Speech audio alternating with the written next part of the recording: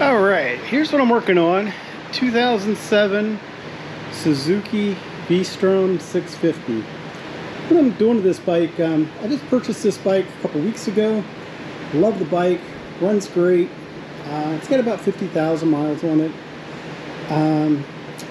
But there's a few things I needed to change.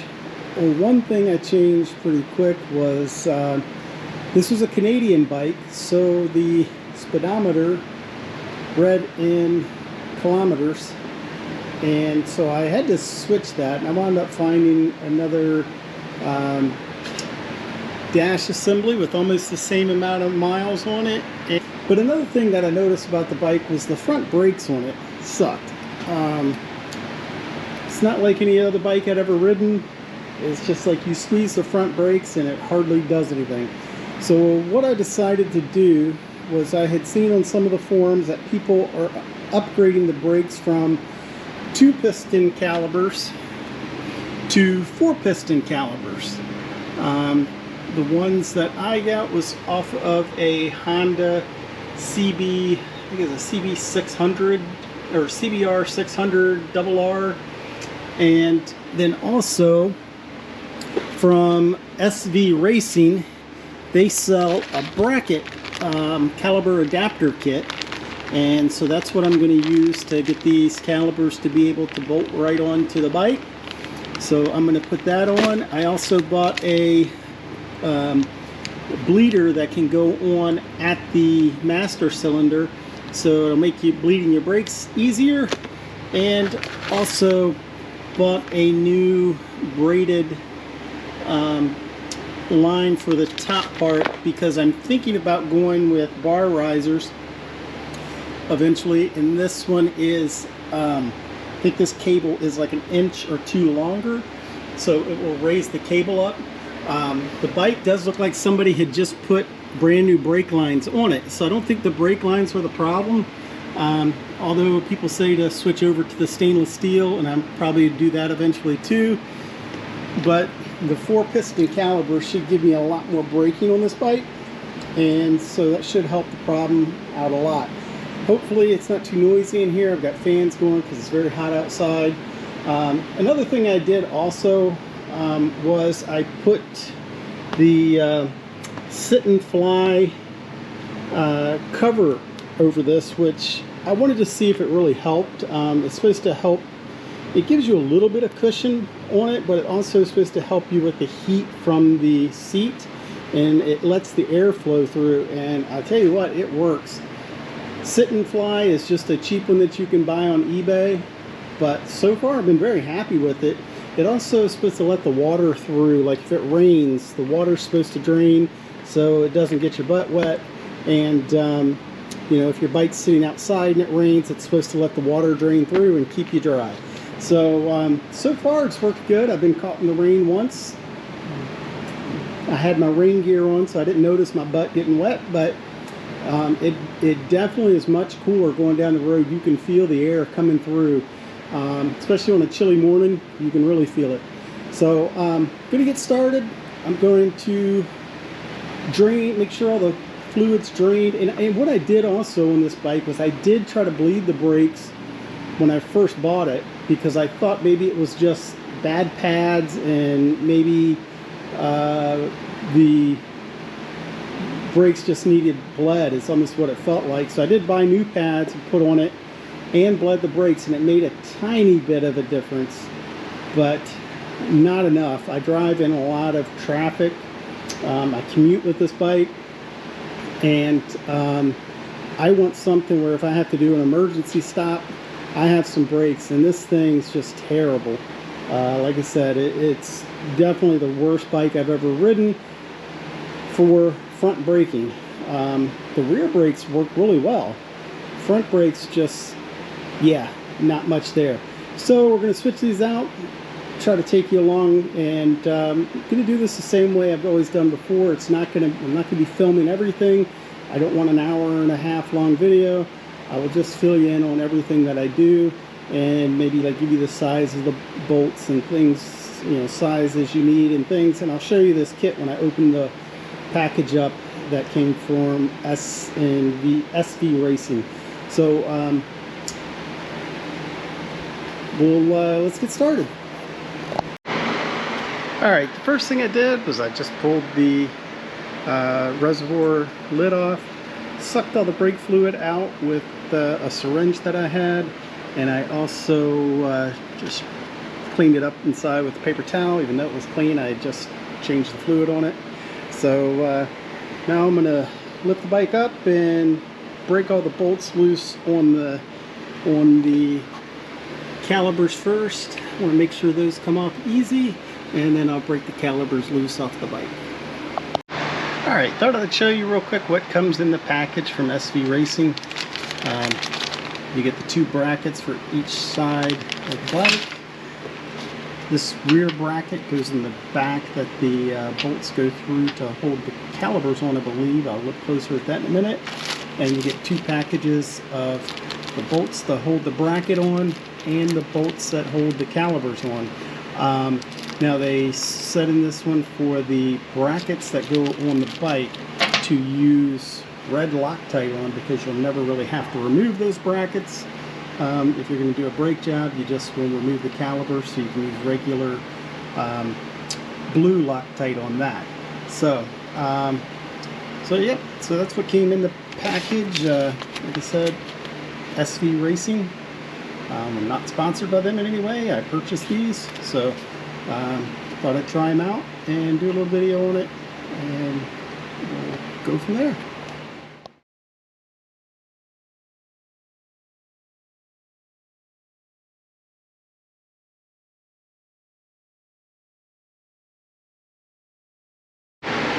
Alright, so I popped the caliper off. Just removed the two caliper bolts up here. I think those were, what were those? 14 millimeter. Popped the brake line loose here. I think that was 11 millimeter. And so now we're going to see how these brackets go on. I'm going to take a little look at them here and see how they bolt on, and make sure they bolt up okay with the calipers as well. So be right back with you. Alright, I hope you can see in here enough. I put the bracket on. I've got these two top bolts. This is just kind of a test fit right now. I didn't Loctite anything yet.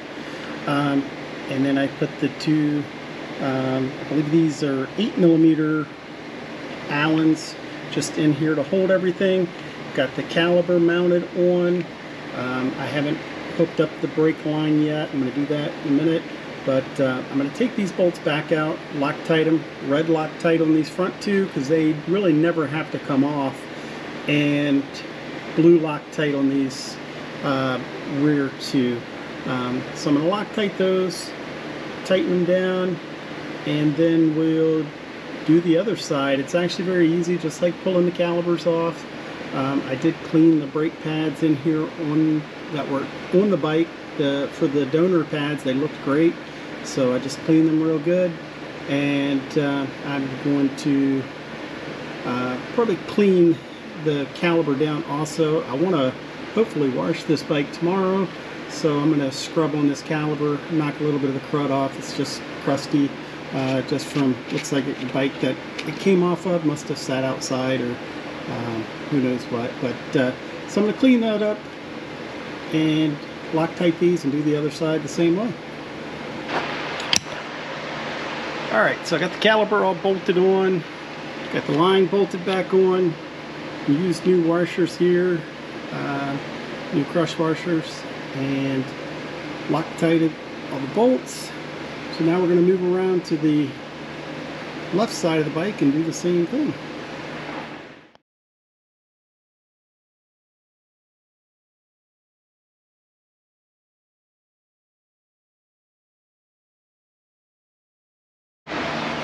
Okay, I just thought I'd show you real quick what I can do with, at least show you with one hand. So the bracket goes on here. Hopefully you can see it okay. The lighting's not the best here.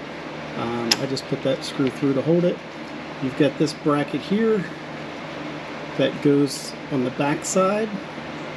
And like I said, you're going to Loctite these two with red Loctite. And you're going to slide them through. So let me see if I can put this camera down where you can actually see. I'm not sure if you can see there or not. I need to get a different tripod for this GoPro, but let's see if we can angle it right there. I'm going to go ahead and put the red Loctite on one of these bolts.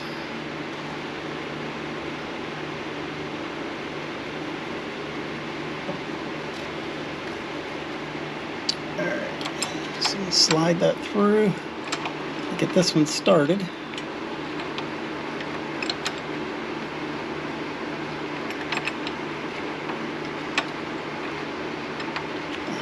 Started there.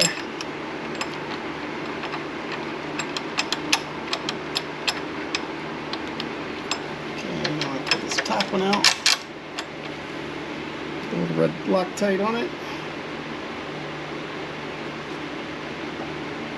Too much on there.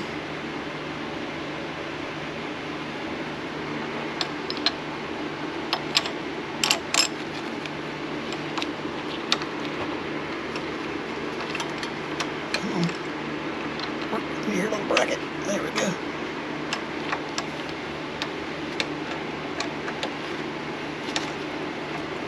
And let's snug these up.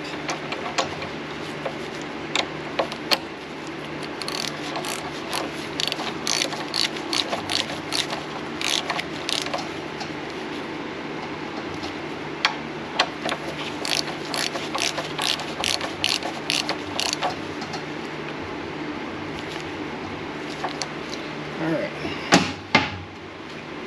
there we go, we got those on. So now we're going to get the caliper, put the caliper up there, and we're going to use the blue Loctite on the caliper.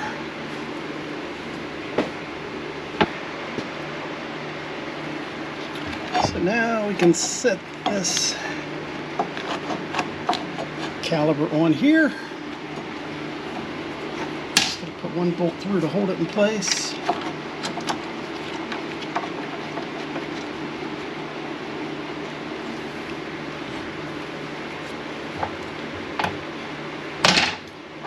And like I said before, this lower bolt is a 6mm Allen that comes in the kit.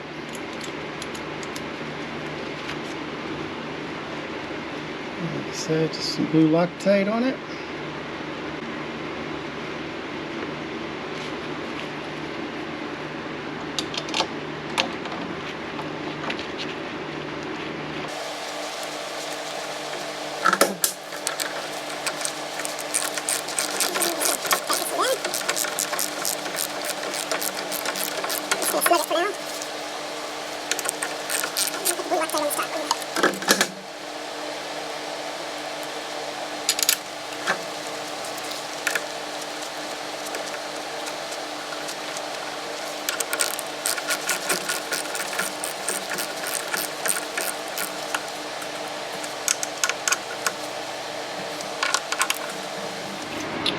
Alright, got it torqued down. I don't really like how, I think that's in camera there. I don't really like how this brake line comes down, but nothing I can really do about it. I put the new washers on the other side. I'm going to have to turn it like this to be able to get to the bleeder on these. Don't really like the line turned like that, but don't have much of a choice there. You know, hanging out and snagging on anything. Just the reflector kind of blocks it a little bit.